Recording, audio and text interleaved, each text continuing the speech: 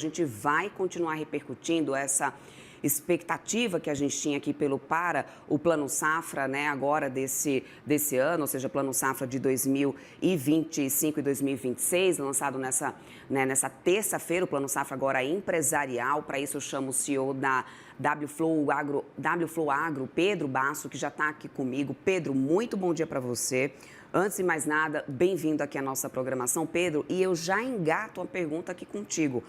Eu quero lembrar aqui para a nossa audiência, para quem está nos acompanhando, que em abril desse ano a gente tinha a Confederação Nacional do Agronegócio enviando já um projeto, né, ou seja, toda uma programação, uma sugestão para o Plano Safra desse ano, que o setor então pedia 594 bilhões de reais em recursos para o programa. O que o governo acaba, então, de oficializar é um valor de 516, pouco mais de 516 bilhões e 200 milhões de reais em recursos para o Plano Safra 2025-2026. E, Pedro, é um valor abaixo do que o setor esperava. O que é que isso pode representar nesse momento? Primeiro, porque temos taxação de LCA ainda em discussão, juros mais alto, crédito mais caro, porque os juros também sofrem modificação diante de uma taxa mais elevada, ou seja, como que isso afeta, podemos dizer que é um Plano Safra decepcionante para o setor ou não? Como que você avalia, Pedro? Muito bom dia. Bom dia, Débora, e a todos que nos acompanham. Mais uma vez, o governo, como sempre faz, divulga o plano com valores abaixo do que o setor espera e precisa. Então, nem sempre o dinheiro é suficiente. Então, esse ano, o recurso que vai ser disponibilizado para o empresarial de 516, um pouco acima da expectativa que estava ontem em 515, ele deve ajudar, sim, o financiamento dos médios e grandes produtores, mas não é suficiente, não vai resolver o problema. Então, é muito importante que os produtores procurem alternativas para a obtenção de crédito que seja compatível com o custo dele. Obviamente que o crédito no mercado financeiro, no capital financeiro, ele é mais caro, não é subsidiado, mas ele está mais abundância no mercado. E outro ponto crítico é essa taxação da LCA, que deve entrar em vigor, se for aprovado, a partir de 2026. Isso vai dificultar ainda mais, vai abaixar o investimento em LCAs, consequentemente, os bancos vão ter menos recursos para repassar para os produtores. Pedro, muito se fala, né, do protagonismo da agricultura familiar. Eu quero até voltar um pouquinho no que a gente teve ontem, né, já de anúncio, lembrando, né, para quem está nos assistindo, que a gente sempre tem a divulgação desse Plano Safra, primeiro dividido, né, a agricultura familiar, primeiro anúncio, tem um menor valor proporcionalmente falando, até e no segundo dia a gente tem o plano empresarial. Só que ao atrelar esse acesso ao crédito a práticas agrogeológicas, o governo não corre o risco de criar, talvez, barreiras técnicas e talvez também financeiramente mais dificultosa para quem precisa de inclusão produtiva, porque a gente tem a agricultura familiar nesse combate à fome, sendo como uma grande carta na manga do governo, que sempre teve isso como uma pauta muito importante, incentivar a agricultura familiar para poder combater a fome, mas também na transição verde, ou seja, existe uma mudança um pouco nessa base do programa em relação a isso. Então, de que maneira isso cria uma barreira técnica nesse momento para essa agricultura familiar? O valor o recurso liberado ontem, anunciado ontem, de 89 bilhões, ele é o maior da história, né? Então, ele deve ajudar bastante os produtores da agricultura familiar e também essa parte de inovação. Apesar que o valor que foi destinado para esses tipos de investimento foram menores comparado, porque dos 89 bilhões de recursos liberados, 78,2 vai para incentivar o pequeno agricultor que produz alimentos da cesta básica, que é o programa Pronaf.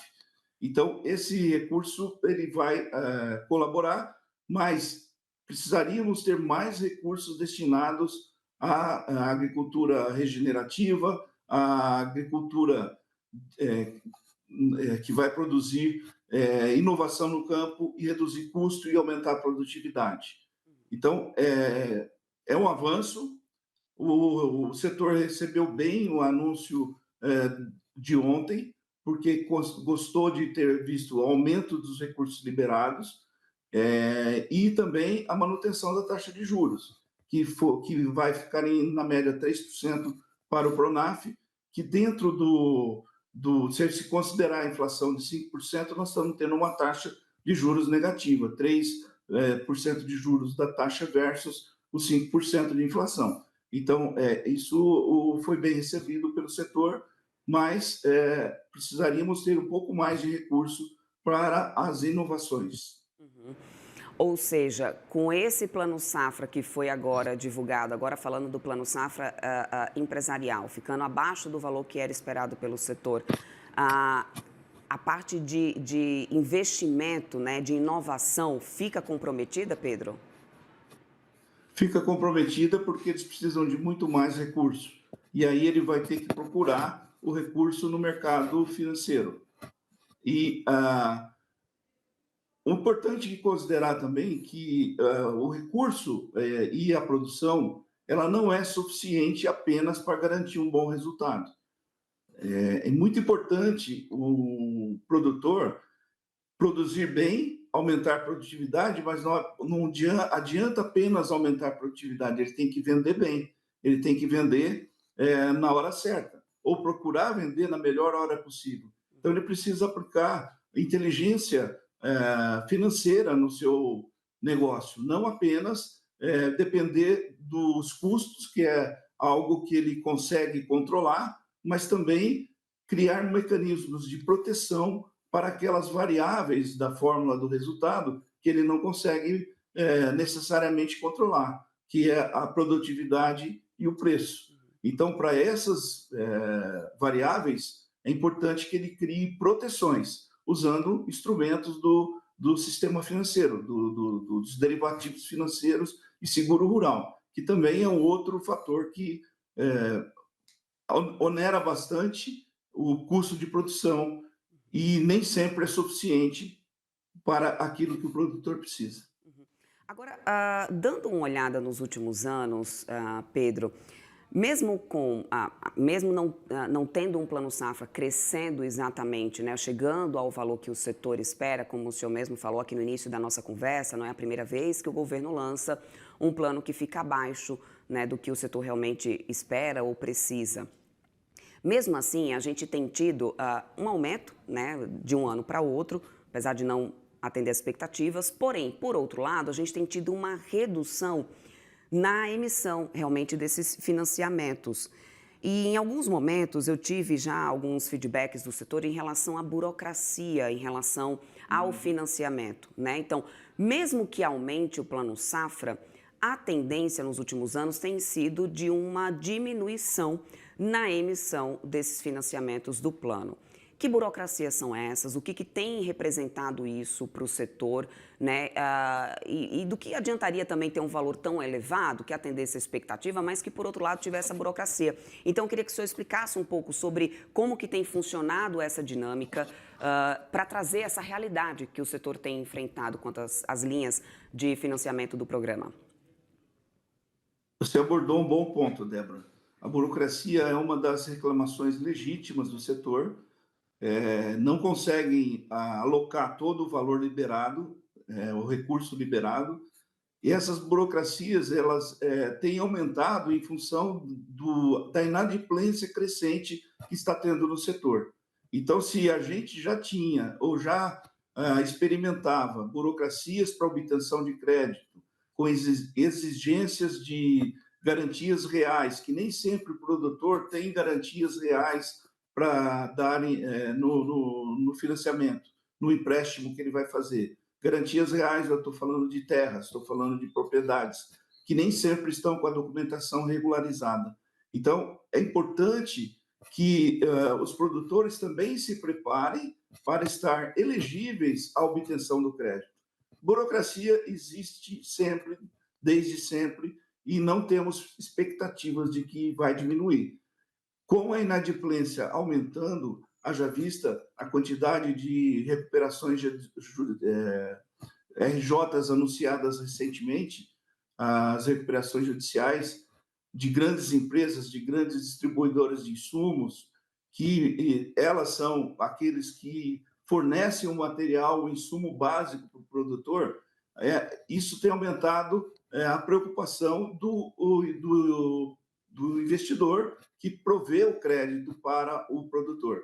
Então, essa burocracia vai continuar existindo. É importante que o produtor tenha consciência disso e se prepare para estar elegível ao crédito. Nem sempre, como eu já disse, vou repetir, eles têm os requisitos básicos para poder ser um tomador de crédito. Isso é o que não se resolve do dia para a noite, mas precisa começar para ser resolvido. Pedro, o que poderia ser, então, um plano safra ideal, na tua visão, junto, né, com outras ações do governo que realmente atendesse às necessidades do setor? Qual que é essa avaliação feita pelo setor nesse momento, diante do cenário econômico que a gente tem, né, diante da realidade que a gente tem hoje, Pedro? Essa é uma pergunta muito importante e vou te dizer um tanto quanto difícil de responder. Não é uma resposta simples.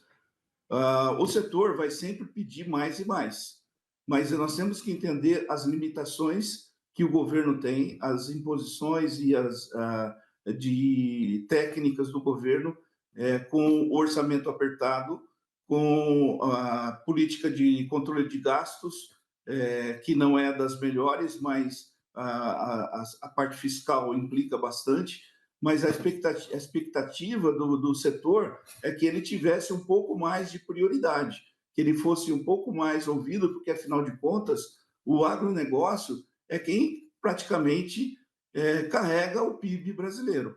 Você vê no primeiro semestre desse ano, praticamente o agro teve uma participação de mais de 20%. Então, a expectativa, de novo, é que seja que tenhamos mais atenção, que tenhamos mais prioridade para quem produz, para quem emprega e para quem traz resultados para o Brasil. E também tem a parte da exportação, que é muito significativa. Perfeito, Pedro. Eu quero muito agradecer aqui tua participação conosco. Sempre bem-vindo por aqui. Espero, então, um ótimo dia para você, uma ótima terça-feira. Até uma próxima. Até uma próxima. Obrigado pela oportunidade. Até mais. Tchau, tchau.